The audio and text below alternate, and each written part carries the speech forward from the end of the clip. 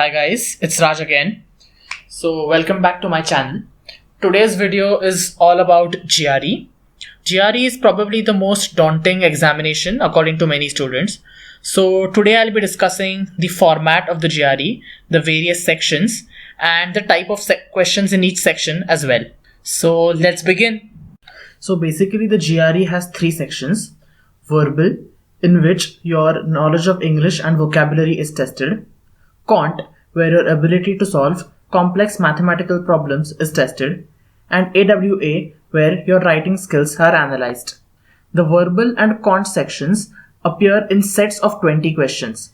For the verbal ability section, you'll have 30 minutes for every 20 questions, and for the quant, you'll have 35 minutes for every 20 questions. AWA consists of two separate essays, and for each essay, you have independently 30 minutes. Let us now talk about the order in which the questions and sections appear in the GRE. The first section of your exam will be always analytical writing. After that, the order may be quant, verbal, quant, verbal, quant, or verbal, quant, verbal, quant, verbal. That is, you will have to solve three sections of either quant or verbal. One of those three sections will be experimental. That means that score will not be considered in your final marks. There is absolutely no way to find out which of the three sections is an experimental one, and thus you have to attempt all sections equally. The marking scheme of the GRE is twisted and complicated. For the verbal and quant section, the range of scores is from 130 to 170. That is, a score of 130 is equivalent to 0. Even if you simply log in and log out of the system, you will have a score of 130. There is no correspondence between the number of questions solved correctly and the score that you get. That secret is still hidden from us. For the writing section, your score will be in the range of 0 to 6 and in increments of 0.5.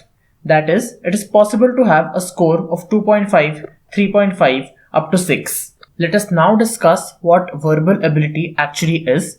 This section will be testing your skills of the English language. Now, there will be typically three types of questions in this section. The first one is the reading comprehension section, in which you are giving a passage and some questions based on it.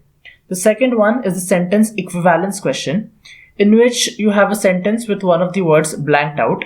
Out of the 5 options, you have to choose 2 options which will give the same or nearly same meaning to the sentence. The third one is sentence completion, in which you have to fill one or more blanks of a given sentence or phrase. Alright, if you think that your English is quite good, then be prepared for a rude shock. Because here are some very typical or common GRE words: lugubrious, bumptious, fecundity, hoi polloi, bourgeois, apostate, badinage. These are the kind of words that you will encounter in your GRE. Let us now discuss the quant section.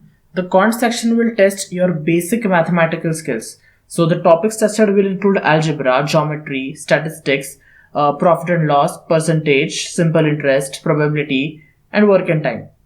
So you have to understand that all of these topics are of class 10 or high school level, and there is no calculus or trigonometry involved. The problems are exceptionally simple. Just to prove my point, here is a sample quant question. The price of an item is first reduced by 20% and then increased by 25%.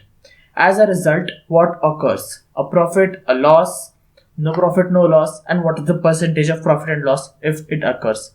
Now this is a very simple problem that can be solved simply by taking some numerical example. Now the AWA section consists of 2 questions, the issue and the argument. In the issue section, a particular topic is given and you have to take up a stand based on the question. For example, the question might ask you to find the flaws in the given issue, or take up both sides of the issue, or take up just one side. So here is one such question, and this question actually appeared to me in my GRE. Just go through the question once and please pause the video if you want to read it. In the argument task, you are given a set of premises and an inference drawn from them. Your task is to show how that inference cannot be drawn from those very arguments.